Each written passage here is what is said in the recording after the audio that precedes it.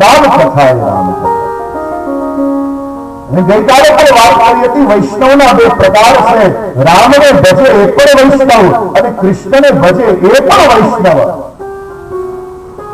આ વૈષ્ણવ છે. અને એવી આ રામ અને કૃષ્ણની કથા આટલા યુગો યુગોથી થતી આવે છે. અને યુગો યુગોના આદિ વક્તા છે રામ કથાના ભગવાન ભોળાનાથ. રચી મહેશ નિજ માનસ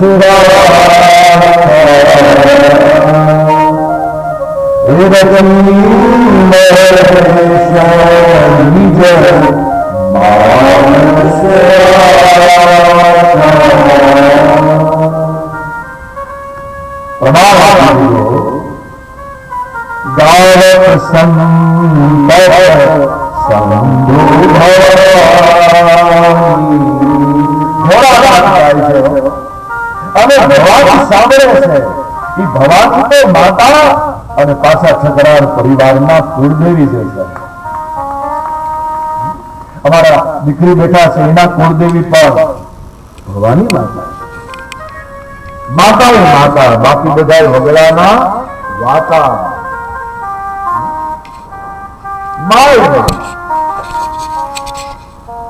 રચના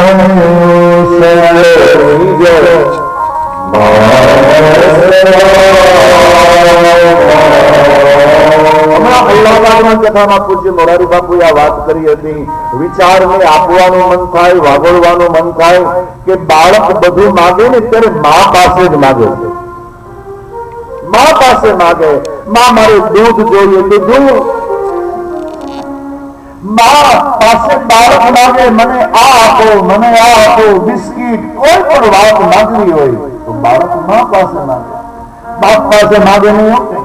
અને કદાચ બાપ પાસે માગવાનું મન થાય તો એ પોતાની માતાને જ માગે કે મને મારી માતા લઈ આવી.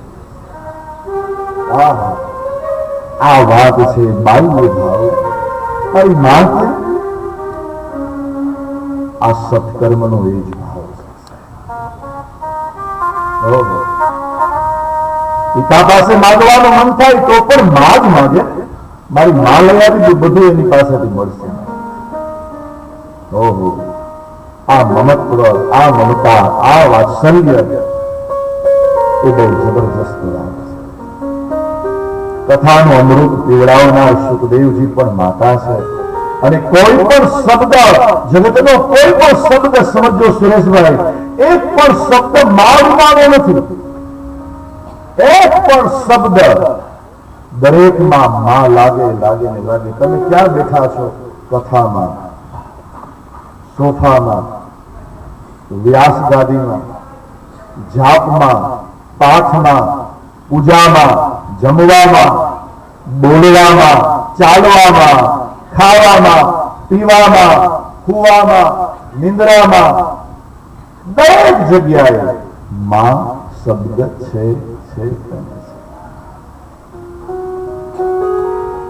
ખાવામાં, પીવામાં, બોલવામાં, સુવામાં, જાવામાં, ભાગવામાં, માં સાથે સાથે સાથે સાથે સાથે સાથે. ઓહો, દરેકની માતા. અને એમાં પણ હનુમાનજીની માતા, એને કેવા દૂધ પાયા હશે કે હનુમાનજીના ઋણી સ્વયં ભગવાન રામને ઋણી. અંજલિના હશે કે હનુમાનજીના ઋણી સ્વયં ભગવાનને ઋણી પડે.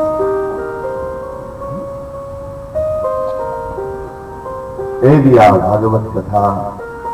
દેવકી પરમાનંદમ કૃષ્ણમ વંદે જગત. તો શરીરનો મહિમા છે. શરીરથી જ સત્સંગ થાય છે. મન ચંગા તો કાથરોટ ને ગંગા એવું ન હોય. જીતાસનો, જીત શ્વાસો, જીત સંગો, જીતેન્દ્રિય, સંપૂર્ણ આપણી અનુભૂતિ આપણને પ્રાપ્ત કરવા માટે તન, મન અને ધનથી જોડાવવું પડે. જે જોડાયો છે એ પ્રાપ્ત કરી શકે.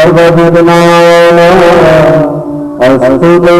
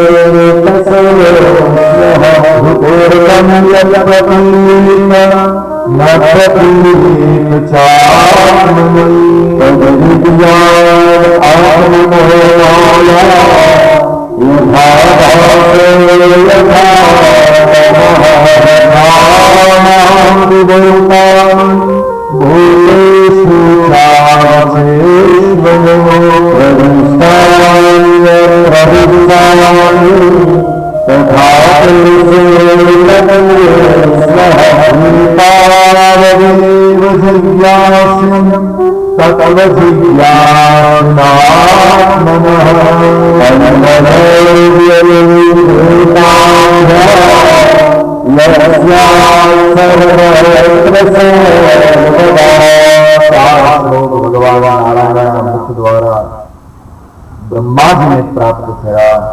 બ્રહ્માજી પાસે વેદ છે છતાં પણ ભાગવતની કથા એમણે નારદજીને આપી છે. નારદજી પાસે વીણા અને કીર્તન છે છતાં પણ કથા એને વ્યાસજીને આપી છે. એ જ વ્યાસજી પાસે અનેક શાસ્ત્રો હોવા છતાં પણ આ જગતને વ્યાસજીએ શ્રીમદ ભાગવતની કથા આપી. એમણે સુખદેવજીને આપી.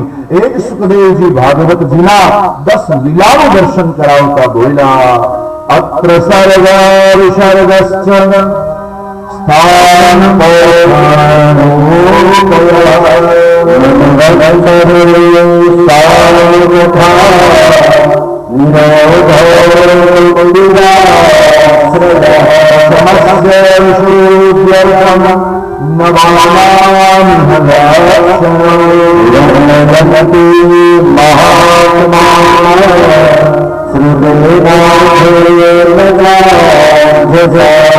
સુંદર મજાના ભાગવતના 10 લક્ષણની ચર્ચા કરી અને ભાગવતનો દ્વિતીય સ્કંદ છે. પ્રથમ સ્કંદ અધિકાર લીલા, દ્વિતીય સ્કંદ છે સાધન લીલા.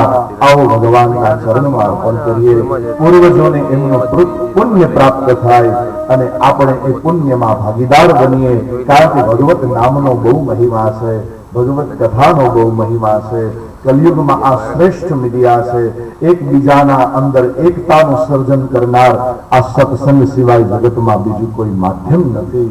પછી કોઈ સત્સંગમાં જાય, કોઈ મંદિરે જાય, કોઈ દર્શન કરવા જાય, પણ બધાને એક કરે એનું નામ જ કથા છે. અને બીજાને જુદા કરે, બધાને જુદા કરે એ વ્યથા, અને ભેગા કરે એનું નામ કથા. ઘણા વ્યથા ઠાલવે અને ઘણા કથાને વેલાવે સહેબ. એવા આ દ્વિતીય સ્કંદને ભગવાનના ચરણમાં અર્પણ કરતા સુતયુવાચ રાજ્યા પરીક્ષિતા પૃષ્ઠો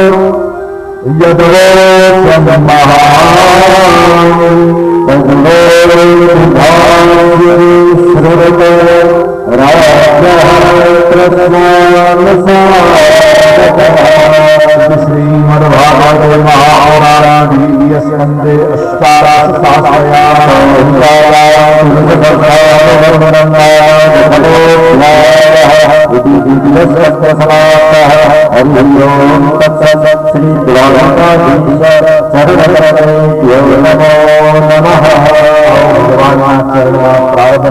બંને સ્કંદ અર્પણ કરીએ.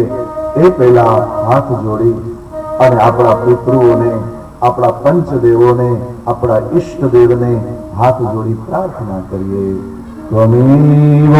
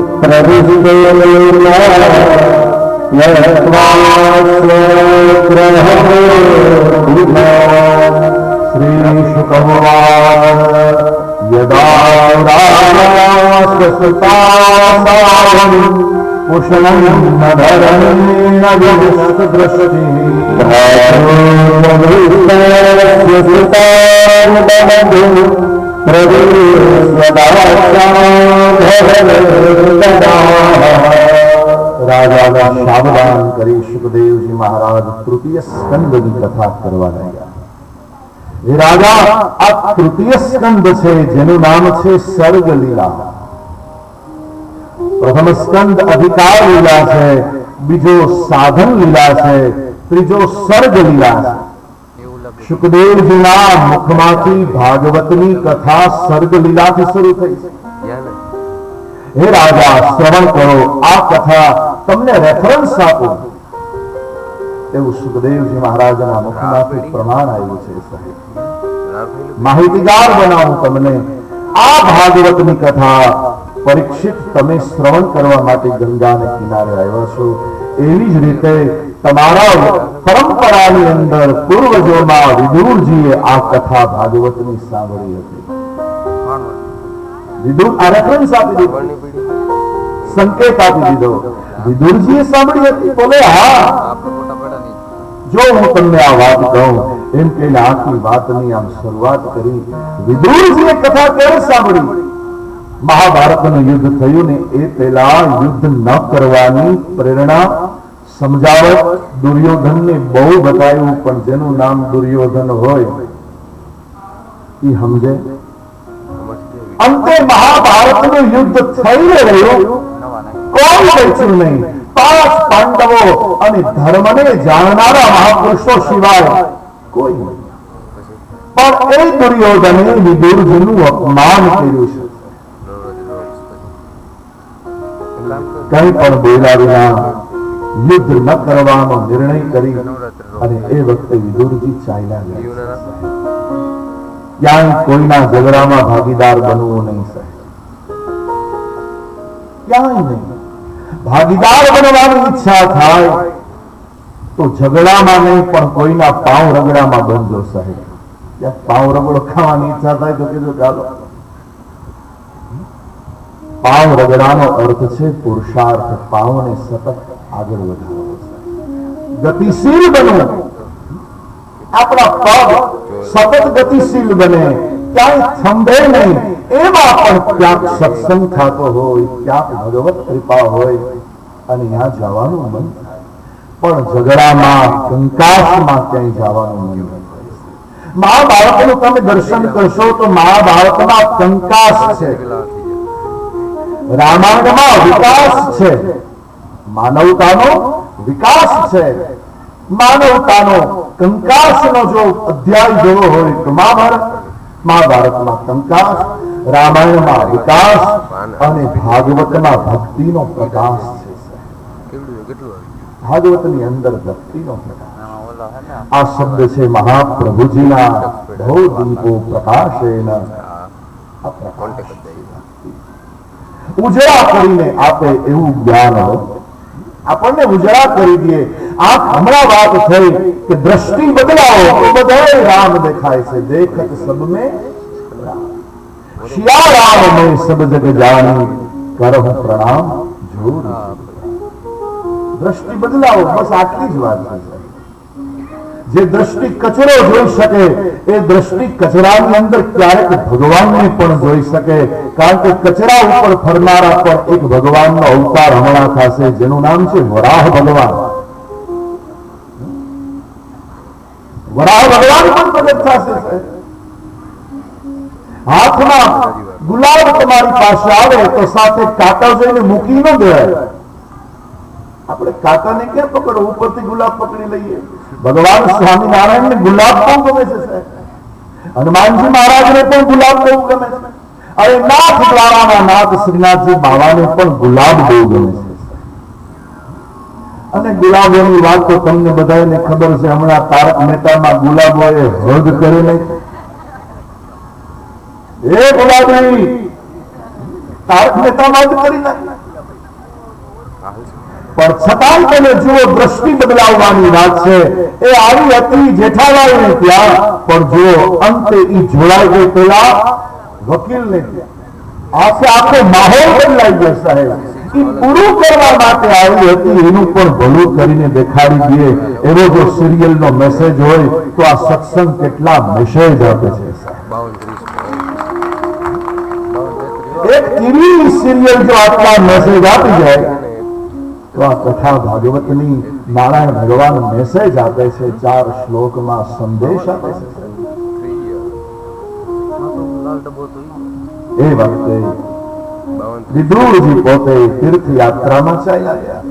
મહાભારતના યુદ્ધમાં 2 વ્યક્તિ નથી, બલરામ નથી અને વિદુરજી નથી.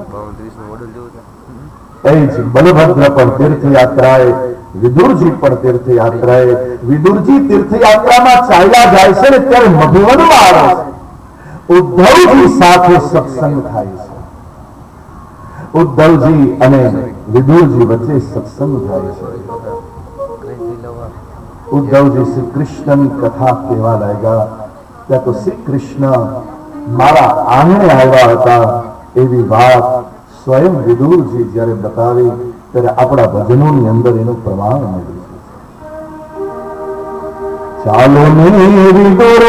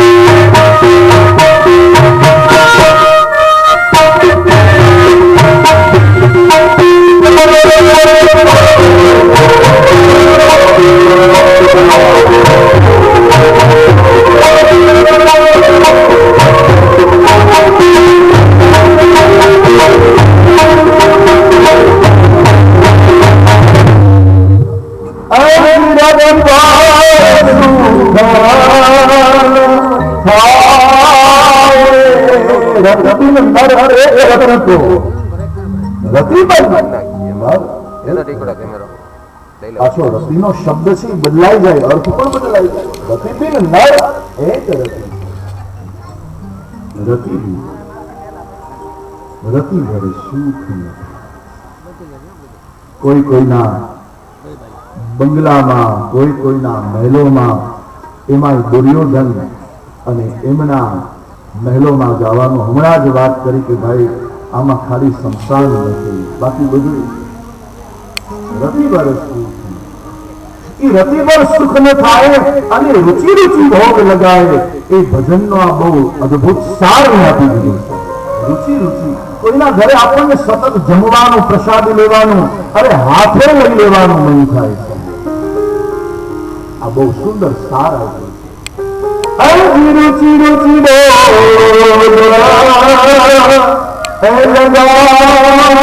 ભગવાનને જેના ભૂખ લાગે અને ઈ જમે તો વિચાર કરો એ વિદુરજીનું જીવન કેવું હશે.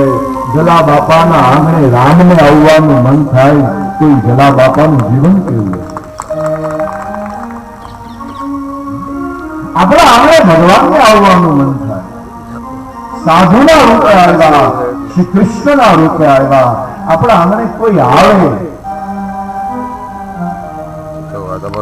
આપણે બેસ્ટ બહુ બન્યા, પણ ભગવાન પાસે બેસ્ટ બનીને જાય તો ક્યારેક ભગવાન આપણા આંગણે બેસ્ટ બનીને આવે.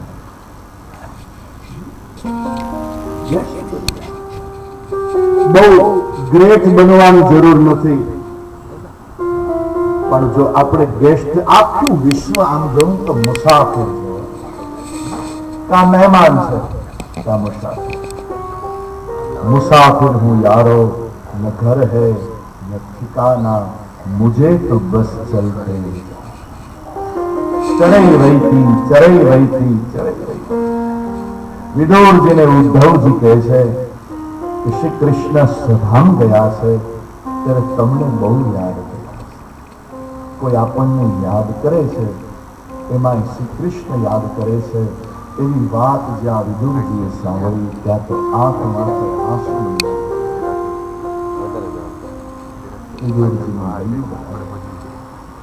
ભગવાન સ્વધામ ગયા. આ ભાગવતની કથાની અંદર ભગવાન પોતે શબ્દ આપે છે, તિરોધાન પ્રવિષ્ટોયમ. આની અંદર ભગવાન શ્રી કૃષ્ણ ઉતરી ગયા છે. એટલે જ મસ્તક ઉપર ધારણ કરવાનું મન થાય. આ ભગવાન છે. એ વખતે ભાગવતની કથા શ્રવણ કરવા માટે તમારે મૈત્રેય મુનિ પાસે જવું પડશે. વિદુરજી મૈત્રેય મુનિ પાસે જાય છે, જ્યાં કથાની શરૂઆત થાય છે. મૈત્રેય મુનિને પ્રશ્ન પૂછે છે.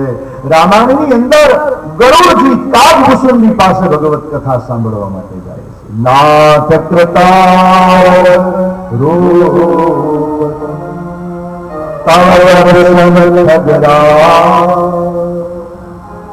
આહા, વિદુરજી મૈત્રેય પાસે જાય છે. વિદુરજી નીતિવાળા છે, ધર્મવાળા છે, જ્ઞાનવાળા છે, ભગવાનના ભક્ત છે, એને પણ જો ભગવત કથા દ્વારા આનંદ પ્રાપ્ત થતો હોય તો આપણે કઈ વાણીના શંકર ભગવાન જેવા શંકર ભગવાન પણ પોતે ભગવાનની કથા સાંભળવા માટે છે કૈલાસથી નીચે ઉતરી અને કુંભજ ઋષિના આશ્રમે જાય છે.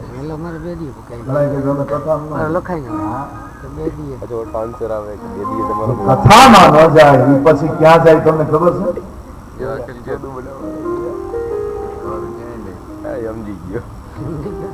કથા એ અમૃત છે. આ ગોપીજીના શબ્દ છે. મહાપ્રભુજીએ અને અનેક મહાપુરુષોએ ભગવત કથાને પૂર્ણ ભાવથી ગાઈ છે. કલયુગમાં આટલા શાંતિથી તમે બેસી શકો છો એનું એક જ કારણ છે, મને ને તમને શાંતિ આપનારું સાધન છે. યહ કલિકાલ અને સાધન દૂજા જોગ જગ જપ મત તપ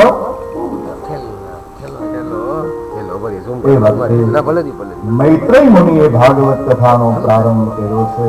સૃષ્ટિ ઉત્પત્તિ કોણે કરી, કોણ સર્જન કરે છે, કોણ પાલન કરે છે, કોણ આ સંસારનું ચાલન કરે છે બતાવો. એ સમયે વિશોધપત્યાદિ હેતવે એવો ભાવ લઈ મૈત્રેય મુનિ બોલ્યા છે કે આ સંસારનું સર્જન યોગ માયા દ્વારા સૃષ્ટિના પ્રારંભમાં સ્વયં ભગવાન નારાયણ એક છે. સુખમ શયાના ભગવાન શેષની શૈયામાં શયન કરે છે. ભગવાનનો વળી પાછો ચમકારો થયો કે ચાલો સૃષ્ટિનું સર્જન કરું. એ જ ભગવાન નારાયણના નાભિના કમળની અંદર બ્રહ્માનું સર્જન સ્વયં ભગવાન નારાયણ છે. એમની નાભિમાંથી કમળ બહાર આવ્યું. સંસારનું સર્જન કરવું છે એટલે બ્રહ્માનું સર્જન થયું. સંસાર બ્રહ્માનો છે. સ્વયં નારાયણ નાભિમાંથી કમળ બહાર આવ્યું છે. આ જગતનું કોઈ પહેલું પુષ્પ હોય તો એ કમળ છે. એટલે ગુજરાતમાં કમળનો બહુ મહિમા અને રેવો જોઈ દિલ્હીમાં ઉગી જાય તો કામ થઈ જાય. કમળ પહેલું પુષ્પ એટલે કમળ અને ઈ કમળમાં બ્રહ્માજી છે. બ્રહ્માજીએ પોતાનું મૂળ શોધવાની વાત કરી. એ વખતે મૂળ શોધવા માટે ઉપર નીચે પુરુષાર્થ કરતા. ઘણી વખત ઘણા વિચારમાં ક્યાં ને ક્યાં પહોંચી જાય અને ઘણી વખત બહુ ઊંચે ગયા વિચારો વળી પાછા હાવ રસાતલમાં વયા જાય. વિચારનો દંડ પકડીને ઉપર નીચે આપે થાય છે.